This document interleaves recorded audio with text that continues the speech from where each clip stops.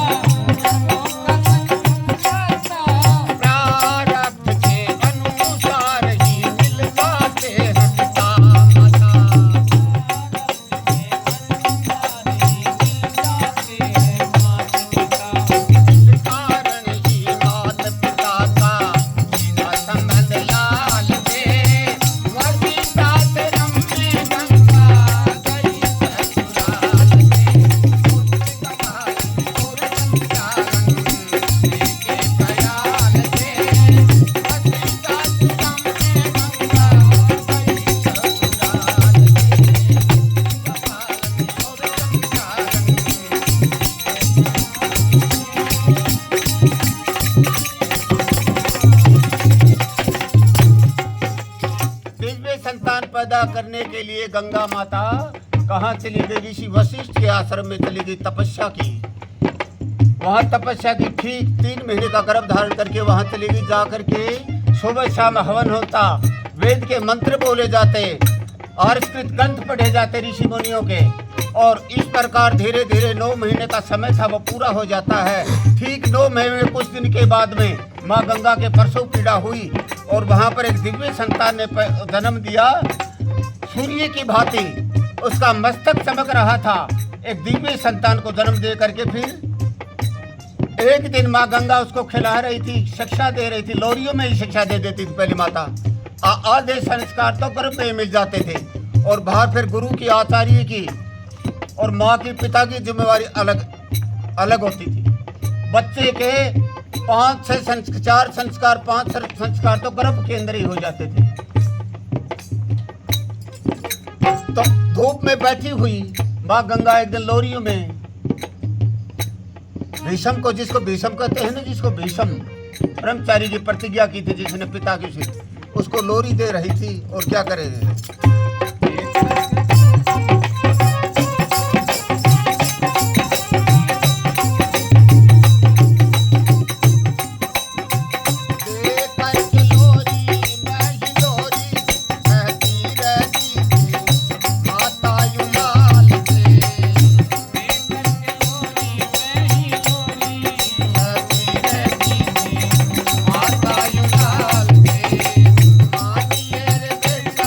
मेरा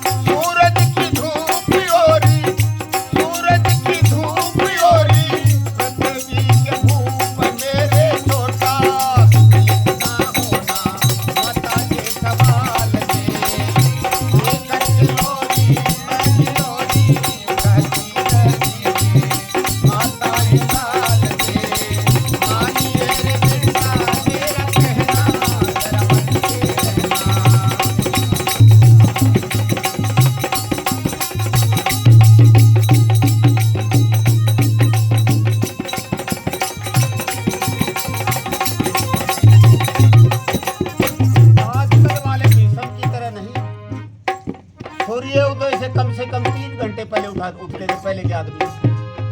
अगर किसी क्षेत्र में उन्नति करनी हो, अध्यात्म हो, चाहे किसी भी क्षेत्र हो, व्यापार हो, सबसे पहले ब्रह्म मुहूर्त में उठना सीखो। लेकिन आजकल वाले 2 लाठी सूरज चढ़ जाती, खड़ा हो ले बेटा, सूरज लगड़ा, बोले सूरज लग जाता आधी रात में, सूरज आधी लागने, ये कहानी है। अगर ब्रह्म मुहूर्त में नहीं उठेंगे तो कोई भी सिद्ध नहीं होगी आपकी। ब्रह्म मुहूर्त में माता बेटे को जगाती थी,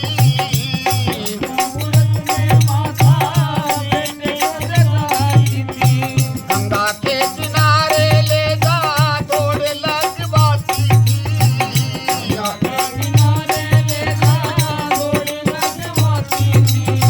पढ़ाती लिखाती जो थी, कला भी सिखाती माता जाती, कराना नन्हे के बाल को लेकर के लोरी माता जलाल में मानिए रे बेटा मेरा कहना, जरा मत कहना दुनिया की चाल में लेकर के लोरी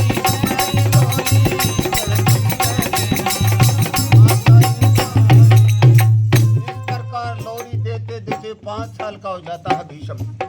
5 साल का हो जाता है, तीर चलाना सिखा दिया, और कलाएं थी वो सिखा दी, और जो वेद के मंत्र थे वो सिखा दी। अकेला लड़का गंगा के किनारे, गंगा में क्या कर रहा है, कभी बांध बनाता है तीर से, कभी उसको उड़ा देता है, कभी बांध बनाता है। तो ठीक 8 साल का समय हो गया था। महाराजा शांतनु ने सोचा कि चलो आश्रम में चलते हैं, गंगा से मिलते हैं, कि बच्चा कितने दिन का होगा, दर्शन करेंगे, उसके भी अभिलाषा थी। तो घोड़े पर चढ़ करके महाराजा शांतनु आ रहा था। तो उसको क्या पता ये तेरा पिता है, नहीं, गंगा ने बता दिया था तेरे दादा ऐसे हैं, तेरे पिताजी इस कद काठी के हैं, ऐसा उनका चेहरा है, घोड़ा रखते हैं, सारी बातें बता दी थी इसने।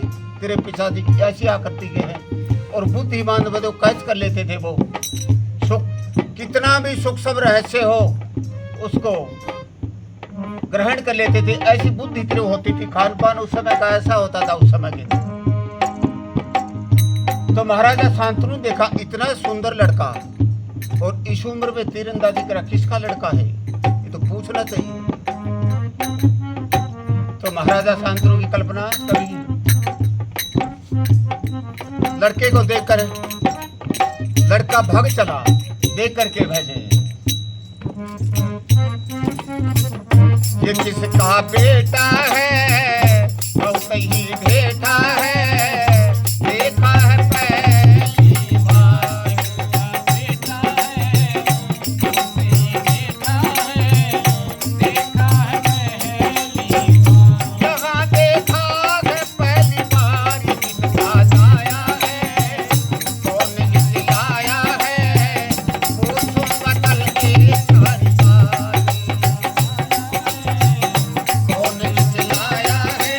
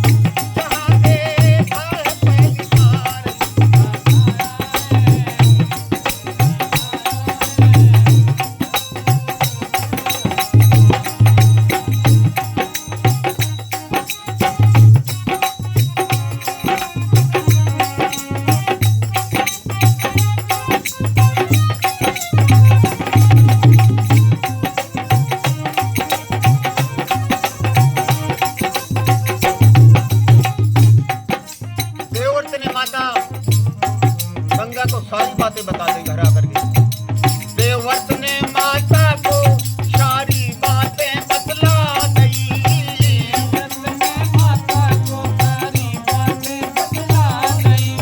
उमंगों में भर गंगा पिया से भार आ गई।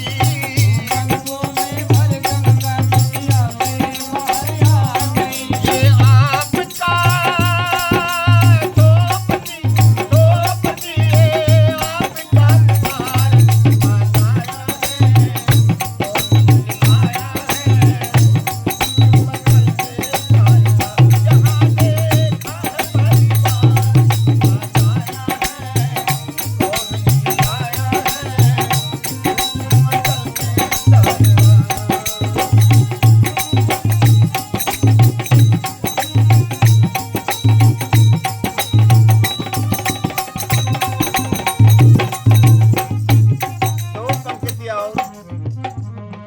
बच्चे की माँ के उपदेश के रूप में।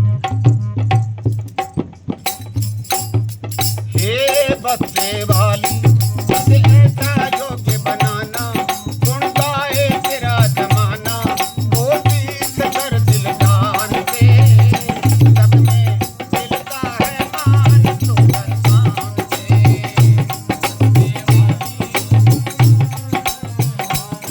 गुण गाए तेरा जमाना, वो चीज कर दिल जान से, कबीर साहब ने भी कहा, पूत सपूत को क्यों धन सींचे, पूत कपूत को क्यों धन सींचे।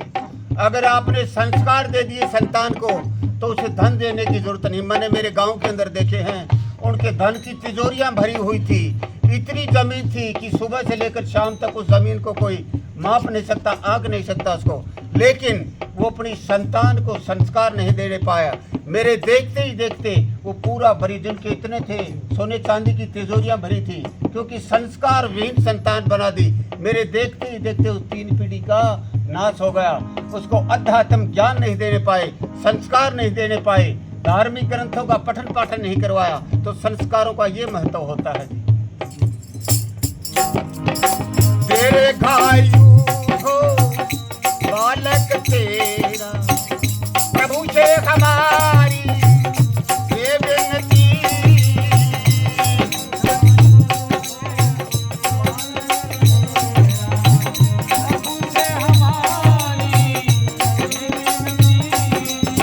शुभ कर्मों में शोहरत होई बेटी, महापुरुषों में हो गिनती।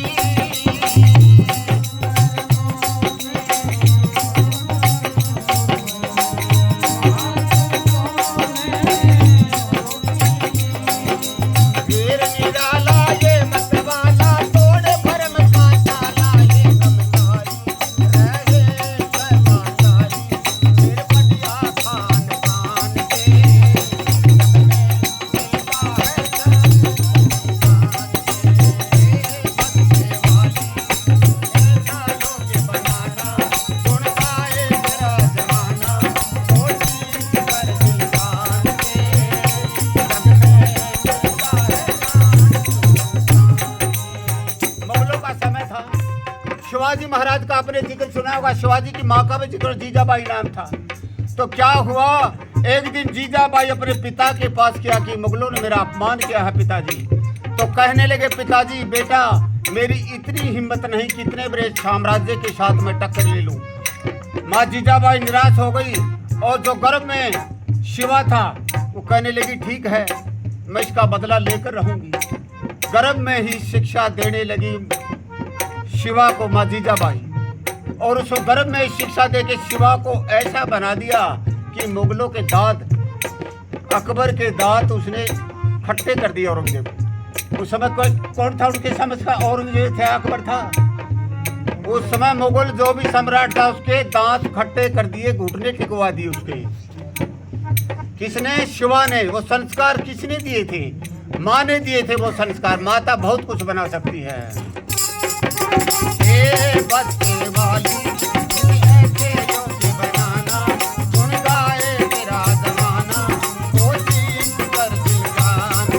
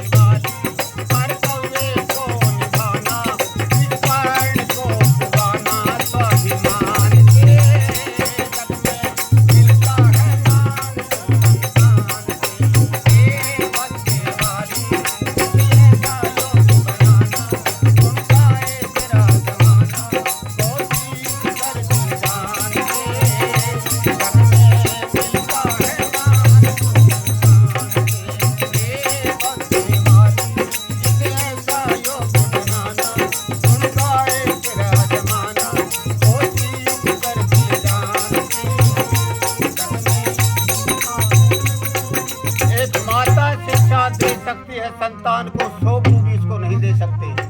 तो आपने मेरी बातों को ध्यानपूर्वक सुना, बहुत बहुत धन्यवाद। अब छोटा सा संदेश, आगे समय ऐसा आ रहा है, व्यसनों से बचोगे, संगठित रहोगे तभी गुजारा होगा, नहीं तो बड़ा मुश्किल है। क्योंकि बंदी बुहारी है, उसमें बड़ी ताकत होती है, अकेली उंगली कुछ नहीं कर सकता, और ये इसके बाद में ये बढ़ जाता है, बहुत कुछ कर सकता है। केले देखे होंगे आपने, टूटे हुए केलों का भाव है कोई नहीं लगाता, दर्जन में केले हैं, फल हैं जो, उन्हीं की कीमत लगती है। मेरे कहने का भाव आप सुन गए होंगे। आपने मेरी बातों को ध्यानपूर्वक सुना, स्वास्थ्य ठीक न होते हुए भी आपने मेरी बातों को ध्यानपूर्वक दिया, बड़ी शांति से सुना। आपको बहुत बहुत धन्यवाद, और बालिका के लिए मेरी बहुत बहुत धन्यवाद और बहुत बहुत